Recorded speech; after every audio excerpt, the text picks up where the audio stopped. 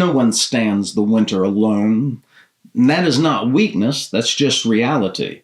The lie modern men were taught is that strength is solidarity, that a real man carries everything by himself, that needing others is somehow a failure, that asking for help is shameful.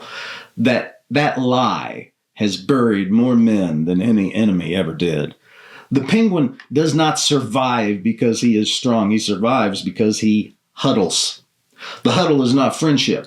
The huddle is not therapy. It is not prep rally. It is not emotional sharing. It is proximity for survival, period.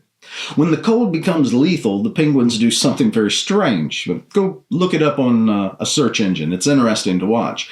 They move closer, not because they feel like it, because distance becomes death.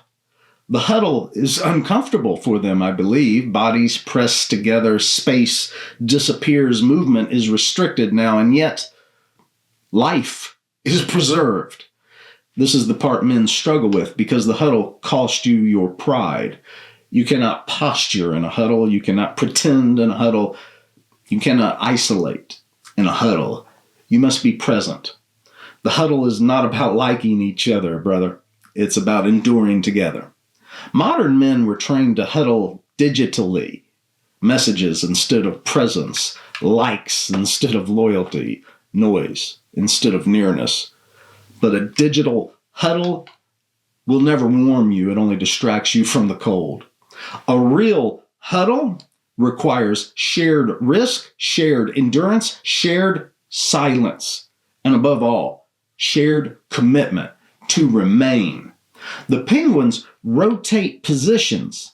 Those on the outside take the cold first. Those on the inside recover. Then they move again. No one stays exposed forever. No one stays comfortable forever. That rotation is not negotiated. It is accepted. This is where many men quit. They don't mind standing their post. They mind standing it with others who see them clearly. The huddle reveals things solitude hides.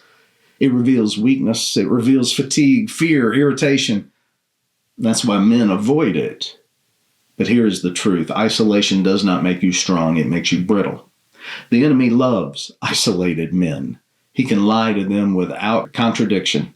He can wear them down without resistance. He can convince them that collapse is a private affair. The huddle breaks that spell, not by fixing you, but by keeping you warm enough to endure. The huddle does not remove responsibility. It keeps you capable of bearing it. Many men confuse the huddle with dependency. It is not. A huddle does not carry you. A huddle keeps you alive so you can return to your post. This is why brotherhood fails when it becomes performative, when men gather to impress or to vent or to posture. That is not a huddle. That is noise.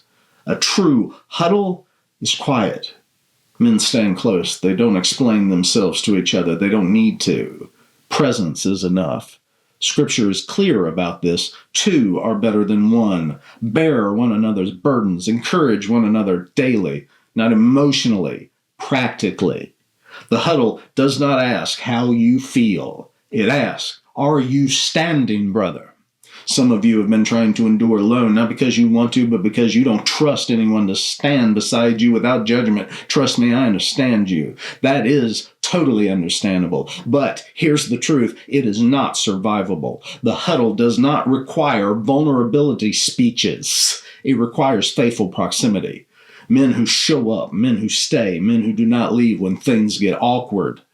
The penguins do not talk about the cold. They endure it together. The huddle is especially necessary when the watch grows long, because tired men tend to make poor decisions, and isolated tired men make catastrophic decisions. This is why the huddle exists, not to remove the cold, but to prevent death by exhaustion.